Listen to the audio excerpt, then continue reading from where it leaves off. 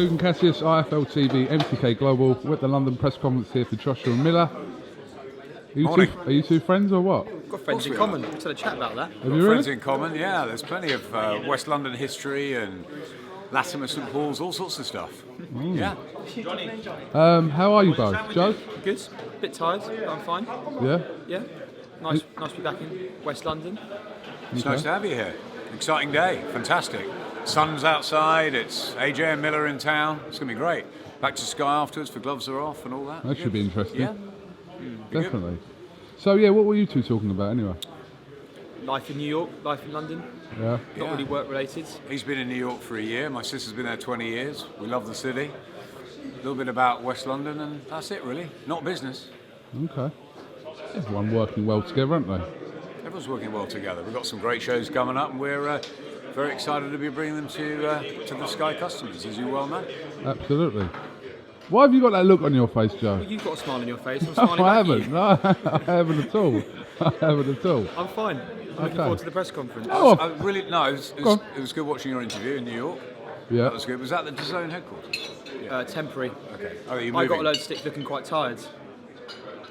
I did You're look moving quite to the tired. trade centre. To One More Trade. Yes. On April the 1st, which is the joke that went over my head.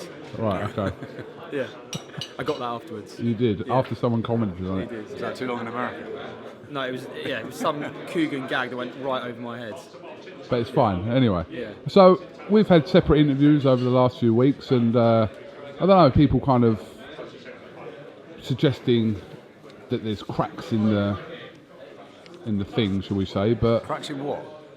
well, I'm just saying, that's what people suggesting that they Listen, are. we've got a great schedule coming up. You know, we've got we had a terrific night from Tijuana over the weekend, and then this week we've got our next gen show with Jordan Gill in Peterborough. We're then at Turning Stone the weekend after. Then we're in Philly. We're going over for Katie Taylor. We can't wait for that. Tevin Farmer on the bill as well. 23rd is a huge show, as you know, at the Copper Box. You know, Charlie Edwards, Joshua Boazzi, Lawrence Okoli. Then we're in Liverpool for Liam Smith. It's a fantastic month. March is huge for both of us. And then we move into April, May, June with this. And yeah, it's happy days. And you've obviously got a lot of stuff coming up. March is pretty much banged out. Yeah, mid-March especially. And we go into back end of April. Announcement coming soon on that. Early May, Canelo Jacobs. June the 1st, AJ Miller. Then we're into the summer schedule, which we're announcing soon. So it's a pretty strong spring-summer schedule for us. Obviously on both sides of the pond. Adam and Co delivering that to UK fans, us to the US. Strong partnership, doing exactly what we set out to do right from the off. And in March, the shows that are on Sky in the UK are solid for you, Adam? I think they're brilliant. Yeah. I think the next gen show this Saturday is really good with Jordan Gill and Anthony Sims, Richard Riakapor. I think it's a great lineup in Peterborough. March the 23rd at the Copper Box. Fantastic. You know, Charlie Edwards defending his world title live on Sky, 10 o'clock at night. You've got Joshua Boazzi, tough fight for him. British title, Lawrence Okoli and Wadi Camacho. Lewis Ritson, really pleased with that. 30th, Liverpool. You know, the Smith-Eggington fight, Fowler-Fitzgerald, one that people are all talking about here, not just in the trade, but Anthony Fowler's moving through, I think, now. So that's really exciting too. Joe Hughes, who we went over to Italy with in Milan on a Sky and DAZN show, and that was great to see Joe come away with the European title after everything he's been through. The Erbs palsy, and he's a great guy. He's in with terrific fighter Robbie Davis Jr. So look, it's a really solid show in Liverpool. 23rd and 30th are excellent. You know, then we've got Lomachenko in April. We've got Canelo Jacobs in May.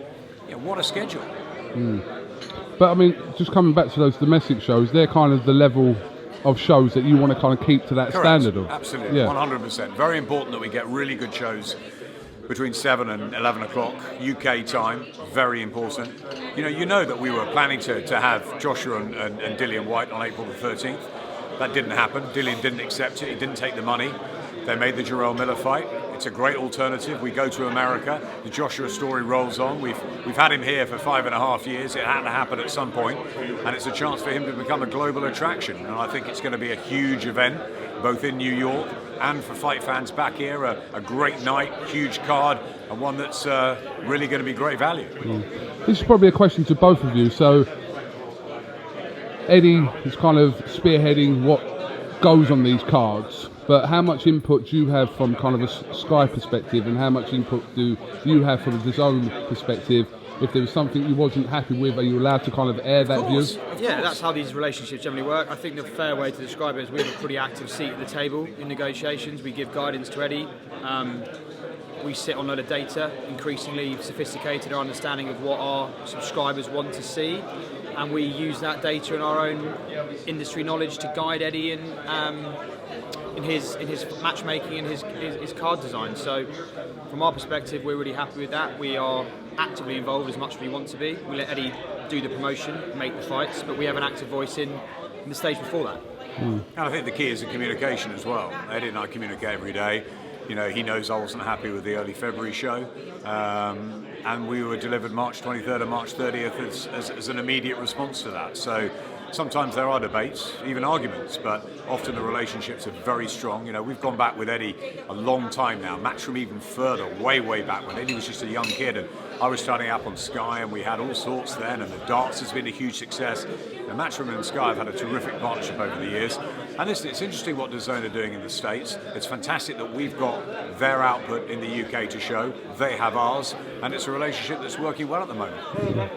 I know there's been a little bit of jest over, as I said in the interviews I've had with you about if the potential of DAZN were to come to the UK, but if that situation, which you spoke to me about the other day, if it did happen, then you adapt and you'd make it work, surely? That was the situation? If buts and maybes, who knows? You know, we've had a lot of different competition over the years.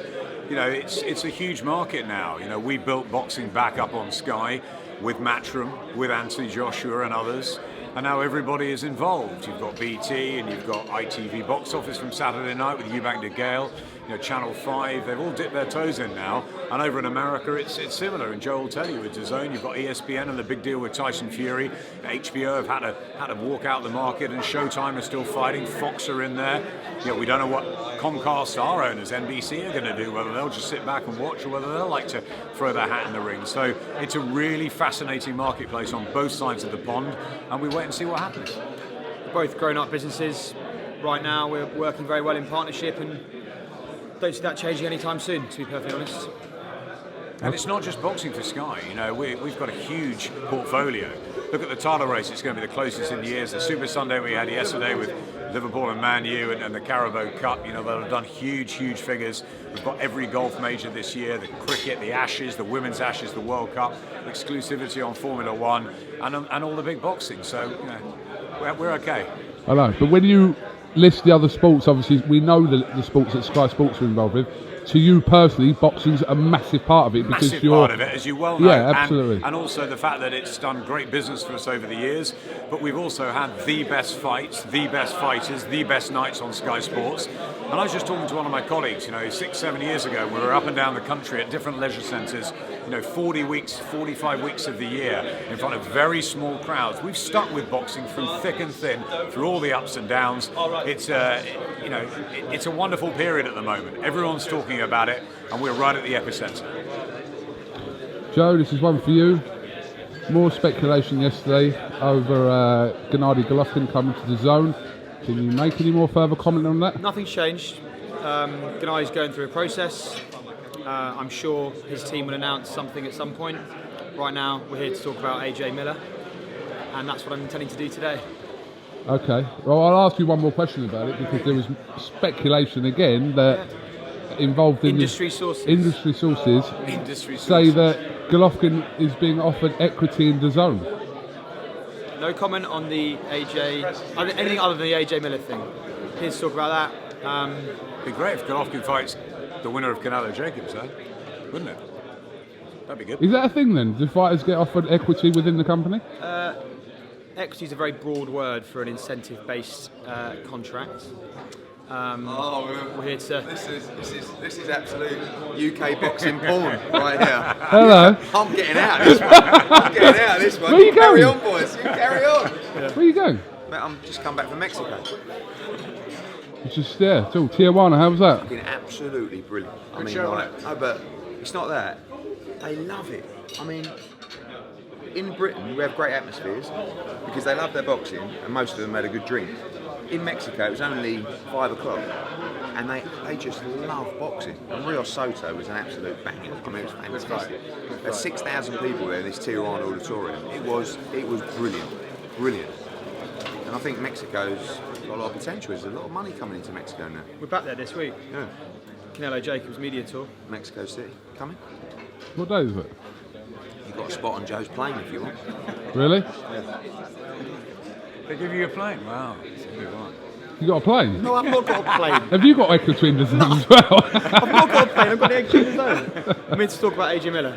Anyway, before you cause any more trouble, I'm going to go and do the press conference. All right, okay. All right, well, listen, thank you very much for talking to No IFL problem, TV. Keith. Last man standing, Adam Smith, thank you very much. A pleasure as always. And we'll talk to you soon. Cheers.